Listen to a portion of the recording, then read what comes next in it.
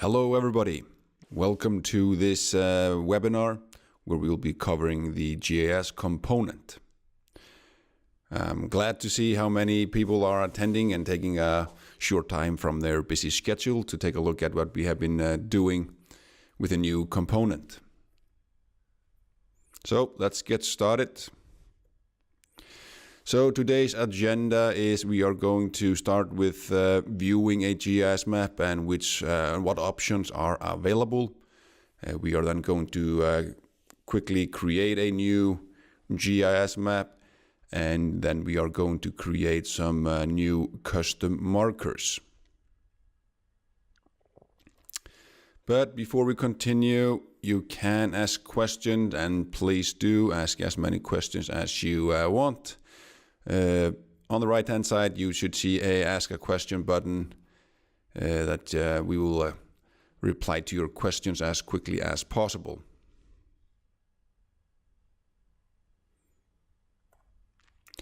So the GIS component, what it is that users can add multiple different markers and can have different icons. And you can combine different components from Vista Data Vision, such as real-time displays, dashboards, webcams, graphs, and displacement graphs. So it's a single location for all project data. You can also add project layers. Can be one or more layers added to the GIS map, and it is very scalable. So if you have 10 markers or thousands of markers, it does the job very well. Here is an example with approximately maybe 150 markers. Each marker is connected to a dashboard showing a couple of graphs and some information text.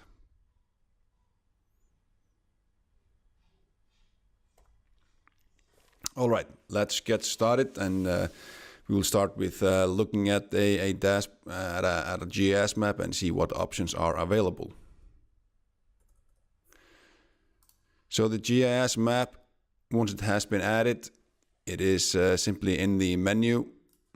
So we will click here on GIS, and we have at the moment only one GIS map available.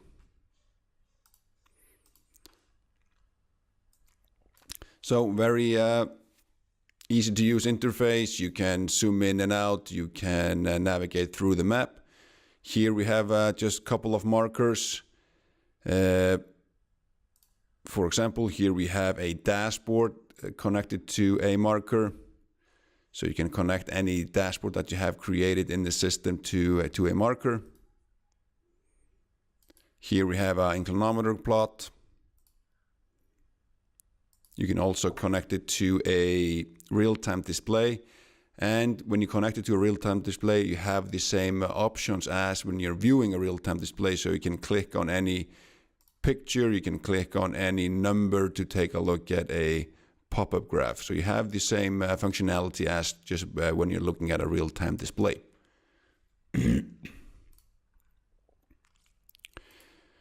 You can also connect it to a webcam, so this webcam will always be showing latest picture.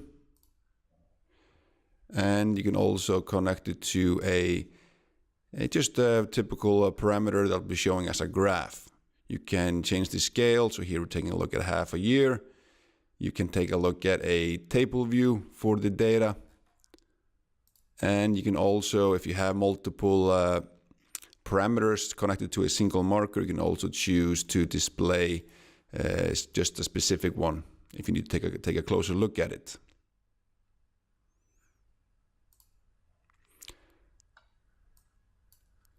So on the right hand side we have the setup menu for the GIS. So the first one would be to list all of the markers that are on the GIS map. We can quickly use the filter to locate a specific marker. So if we want to locate our webcam, we can simply use the filter.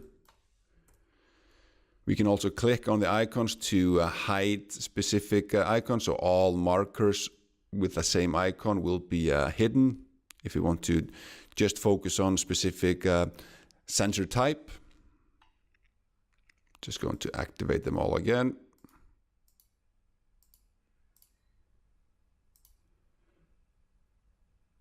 Under the tools, we have the option to do measurements, which means that we can do measurements so between 2 or more points. So we can see the distance. If needed inside the GIS map, we can also decide that we want to activate to show labels. It means that it will show the label of each marker, but we can also choose to show the values. So the markers that have the graphs connected to it, it will show the last values of all of the parameters connected to that marker.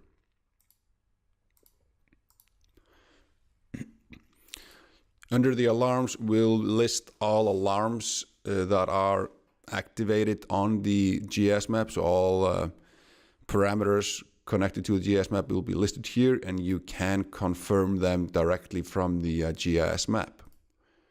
You can add information text about the GIS map if needed. And finally here we do have one layer connected to this map, and you can choose if it is supposed to be activated directly from the beginning. So when you're opening the map, is it visible, yes or no? In this case we decided to, it's optional to activate it. Here we have a public layer. It's all of the parks in New York. And what's interesting that we are displaying different colors depending on the size of each park. So when you click on each layer or each layer area, we also have activated to show the layer information. So we can see here the size in acres and location and so on. So here we have the parks around New York, and you can have one or more layers connected to each map.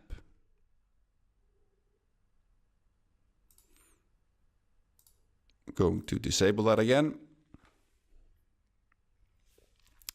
So now we've covered the viewing options, same as with everything else in Vista Data Vision. When you are giving access to a GIS map, you can decide if a user is supposed to have only view access to the map, or if it's supposed to also to be able to make changes to the map.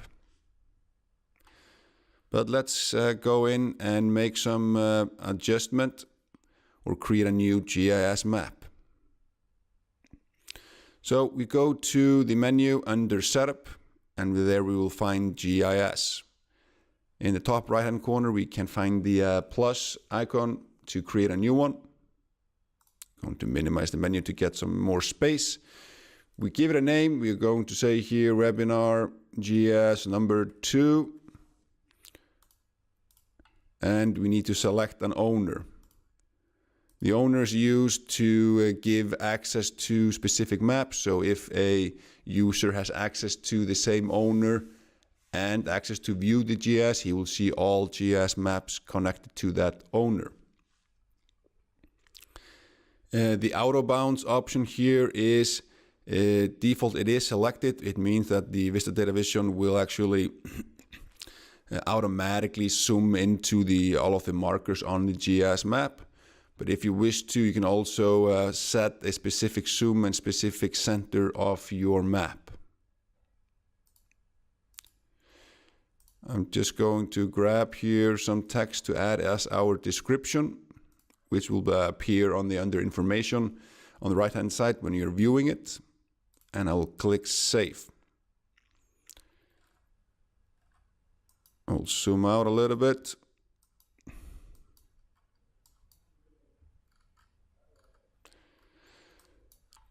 So now we have two options up top. We have the marker and the layer buttons here. So we go to the marker, and we simply click plus marker. So here we have the option to do a variable, which be just a graph that you can have one or more variables on the graph.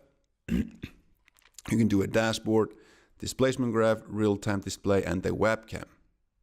So let's just start with doing a variable. We can give it a name. We can say here station 2, and we simply click the plus variable button, and we will locate one of our stations, and we can just add one variable or more variables.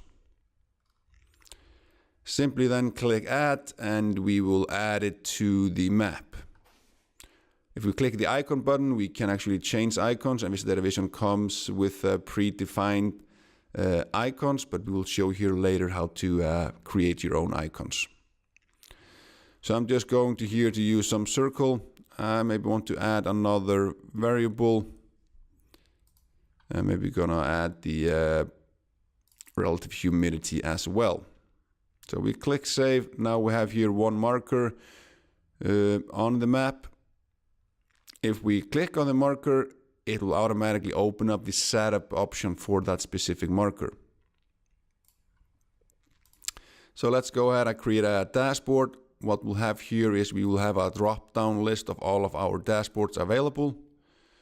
It will automatically generate the name of our marker, the same name as the dashboard, but you can at any time change it. So we'll just type in here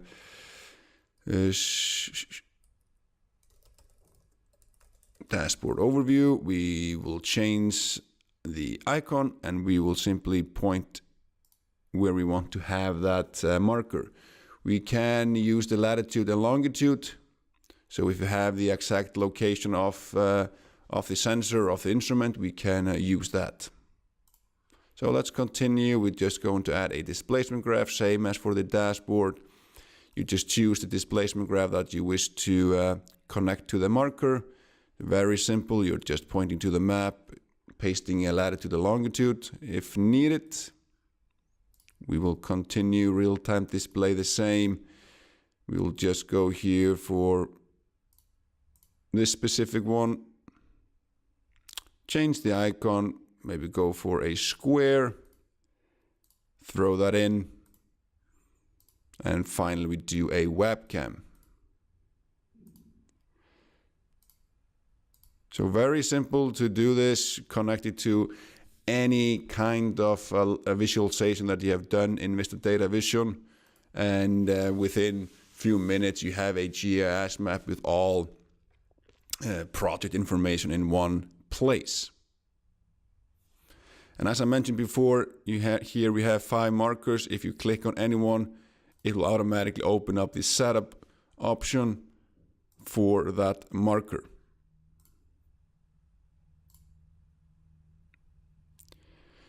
You can also use the filter when you have maybe 200 markers, 500 markers, 2000 markers. You can use the filter to locate a specific marker, so it automatically filter all of the markers to show that what you're looking for. But somebody might ask, okay, 5 markers is it's okay, but I have a project where I need to have maybe 200 markers, 1000 markers. It will be it takes some time to add them all manually. So what we have built in is a mass import of markers. So what you will do is you give each marker a name.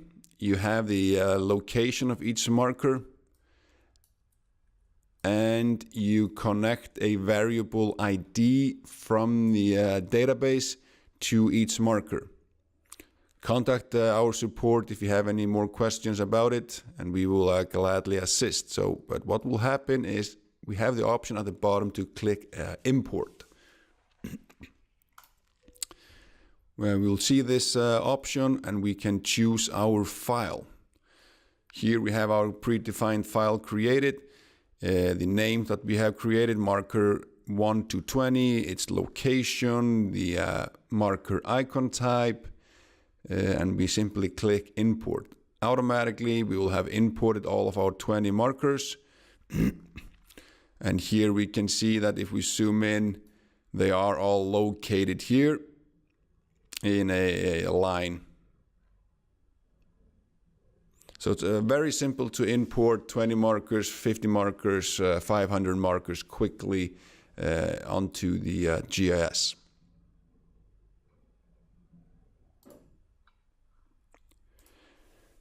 The last option here is to do layers. So if I click here plus layer, I will select a file. Currently we do support GeoJSON files. We are working on to import to support different file types. If you have a different file type, again, contact our support and we will assist you. So very simple, we just click on our file that we want to import. And here is our layers. Again, it's the parks in New York. And we will just give it a name, Parks New York. Default is it'll just highlight everything as a solid color. You can change the color if you want to, maybe have it a green one. You can change the opacity. So if you're going to 1, it'll be like no see-through. If you go to something 0.3, maybe it'll be more see-through. You can change the border width, border style, and border color. But as we did before, this will just automatically highlight the whole layer. But you can also do a scale, and then you can use a property from the layer to use to have a different colors depending on that property. So if it's between within that property, it can be one color, then a different colors for different property value.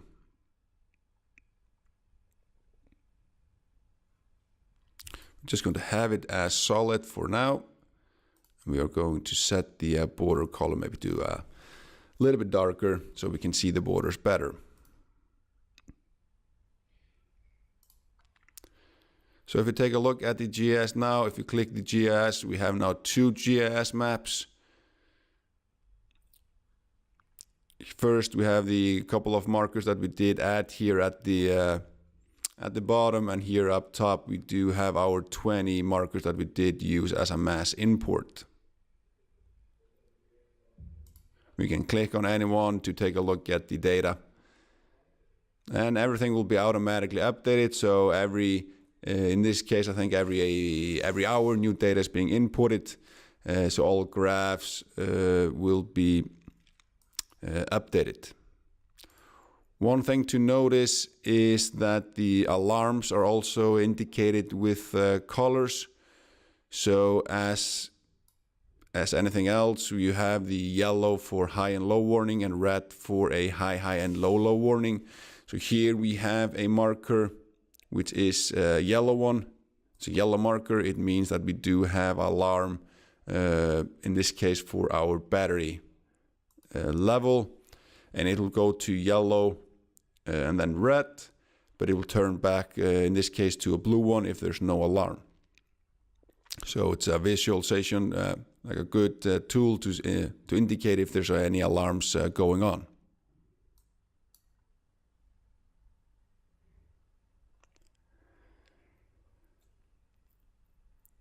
All right, so next up would be to create the custom markers. So each project or each user is used to its own custom marker. So it has a different marker for groundwater, or for a weather station, or for a inclinometer, and so on. So if we go to Setup and GIS, here we have our two GIS maps. In the top right hand corner we have something called simply icons.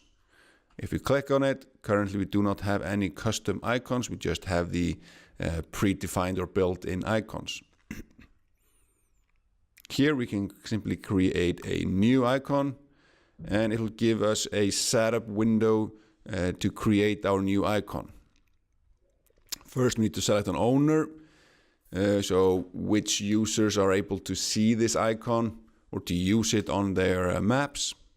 And then we can see that we need to select an icon for our default, which means no alarms, icon for our low and high warnings, low and high alarms, icon for our low and high alarms, and then an icon when data is not being updated.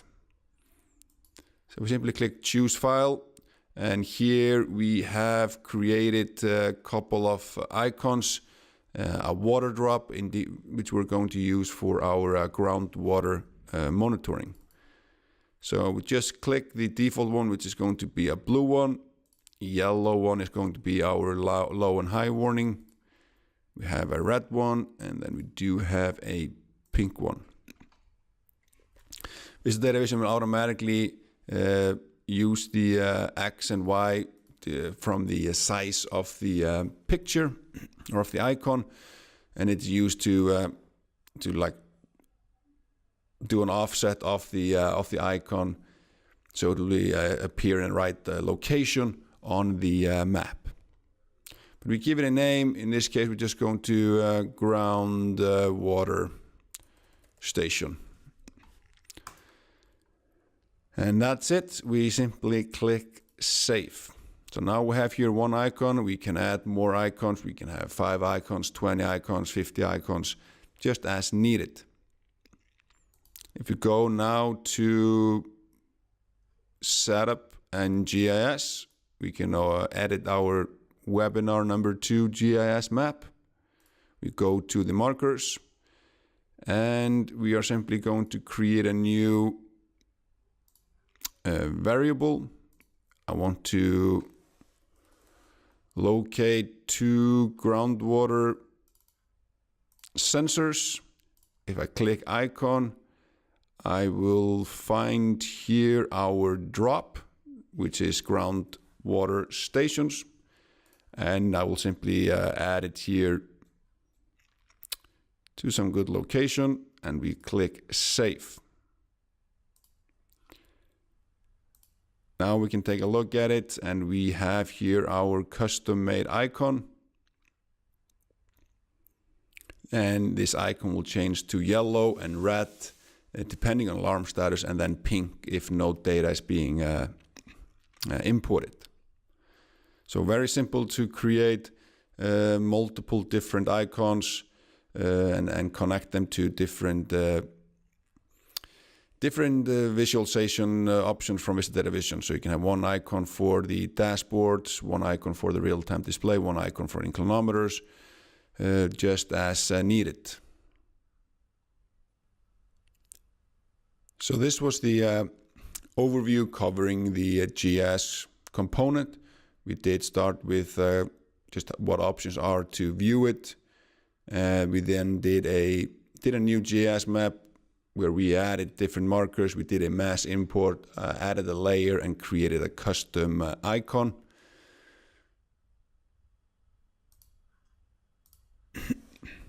So here are the conclusions. So GIS is a great option to combine all project data into a single view.